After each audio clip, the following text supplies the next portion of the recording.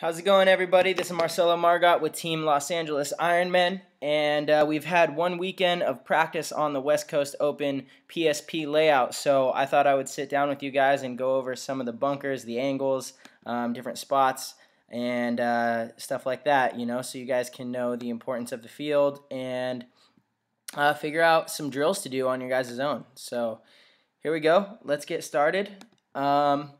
First of all, you might want to name all these bunkers with your team, but for the sake of simplicity, we will just be simple with it and call the snake knuckle, snake 1, snake 2, snake 3, 50 snake, and so on. And over on the Dorito side, we will call that first medium-sized Dorito, Dorito 1, the second one, Dorito 2, and then that 50 mini race bunker will be called the 50 mini race. And everything else I will mark as I am explaining. So, all right. First of all, we're going to break down the Dorito side of the field, which I thought was able to win games this weekend and is a very simple, systematic side of the field. So, a basic breakout for us was we would put one guy in this bunker, this tall temple, as you guys can see, and he would go there shooting heads up. Okay, back at his mirror, and we would run our second guy, usually to the Dorito 1, as it was a pretty safe bunker to get to. Now, once this guy gets to the Dorito 1, he wants to instantly start wrapping and shooting right here at the back center. As he does that, he can then advance forward into this next Dorito, and the Dorito 2 is what I think would be one of the most important bunkers on the field. As soon as you get there, you establish a lot of real estate, and it gives your team a significant advantage because it applies a lot of pressure on other guys cross field. There's a lot of really good cross shots from that Dorito 2. You have to back up and get the angle, but you can shoot the little Dorito on the other side of the field. You can shoot the corner and the bunker right before the snake, the small temple, which we call God. Now, I do think that it's beneficial for you to make moves into the 50 side of the field over here in this mini race bunker when you can. Just be aware that a lot of the time that you put yourself there, the opponent is in better position to come and bunker you, which is okay as long as your back guy over here in the Mayan temple, right here where the cursor is watching over you. And if he is watching over you and the guy comes and trades with you, he needs to be quick to fill your spot, come into the Dorito 1, and then work his way into the Dorito 2 and reestablish that real estate before their guy does the same thing. If you follow that, you will be in pretty good shape. Now, real quick, I'm going to go ahead and I'm going to clear this. If you guys can bear with me, that was just one play. And that was as simple of the breakdown of that side of the field as we can get. This field really isn't difficult. The Dorito side especially is very simple and extremely straightforward. And, alright. Okay, so that last X doesn't want to clear off from the screen. No big deal. We'll just leave that there because it's a part of pretty much every play, as that bunker, which we call Apple, is one of the most important bunkers on the field. You can really do a lot from there. That's this bunker right here, as you see where the mouse is. This bunker is really good because you can shoot cross field and shut the snake side down. There's a lot of drop shots that will pick up people's packs as they're trying to crawl down the snake. Or you can look heads up on the Dorito side and you can stop bumps down past the Dorito 2 and so on.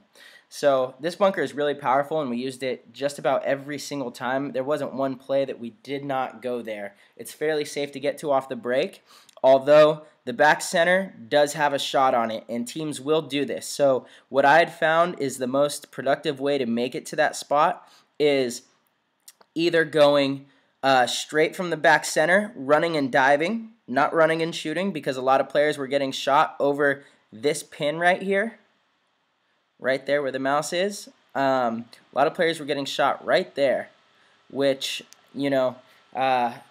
isn't that difficult of a shot if their back center is just turning and shooting. He's got you wide open. So we would either run and dive into this bunker or just pick our gun up off the gate right here, shooting back at your opponent, and then making the secondary move into there when it's safe. You just have to be patient and kind of stand off the gate.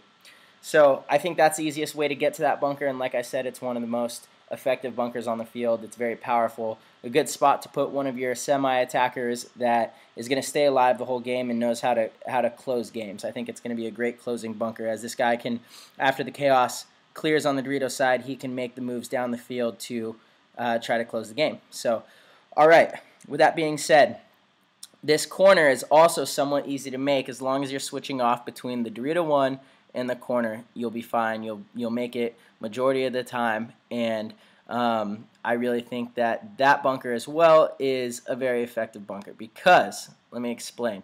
When you get out here, when you're in this bunker, you are the widest guy on the field. If you notice, this temple, it's a tall temple, and it's a little bit offset to the outside of even the 50-yard line mini race bunker, the Dorito 1, the Dorito 2, everything. So you're the widest guy. So we would get out there, shoot heads up with our mirror all the way down this line.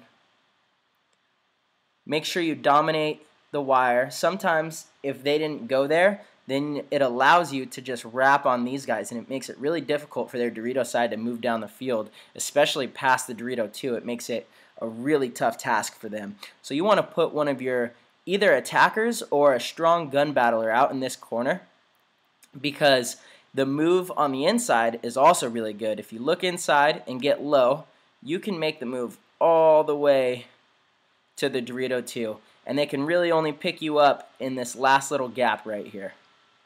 This is where they'll pick you up. But as long as you're running full speed, head down, and you dive in, you're going to make it in there, I would say, 75–80% of the time. So if you want, you can check off at the Dorito 1 and be a little more safe, but this move is there, and it's definitely a game-changing thing because 1 second you're in this corner, next second you're in the Dorito 2, which is going to make it very difficult. So just give me 1 second, guys. I'm going to go ahead and clear that off the page again.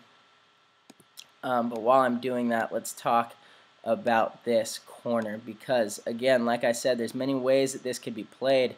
That corner could be an anchor, and what we call apple, your semi-attacker, could actually be your attacker.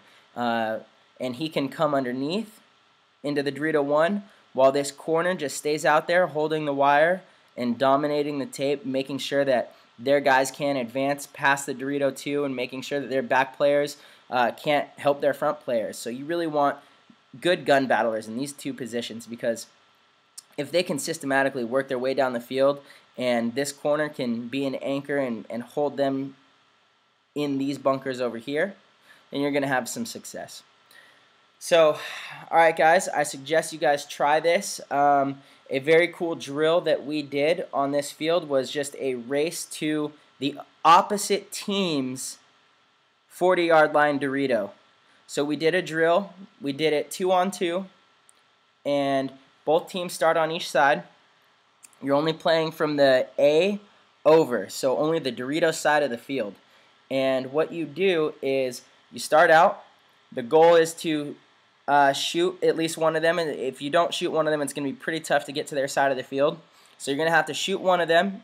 Usually you would get into the Dorito 2, and they would match you in the Dorito 2 as well, and you'd have to win that gun battle, leaving their other player in what we call the apple right over here. And your goal is to make the bump from Dorito 2 to the 50 right there, and then into their side of the field.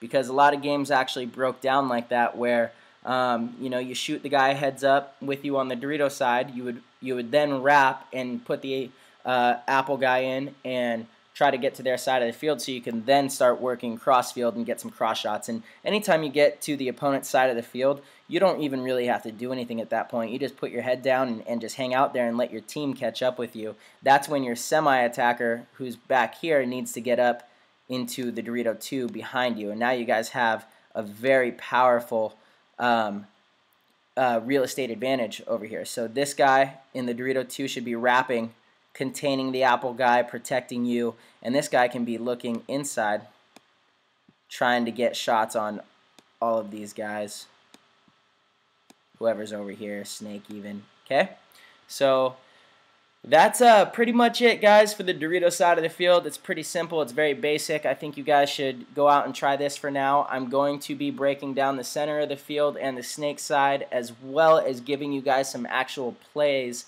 right before the event, so you guys should stay updated with this. Follow us on Facebook at Eclectic Paintball, Dye Paintball. You can follow my personal page, Marcello Margott. Be sure to follow us on Instagram, also Eclectic Paintball, Dye Paintball, and Marcello Margott. We have tons of cool videos and behind-the-scenes stuff, and we will be going over more stuff like this soon. Stay tuned.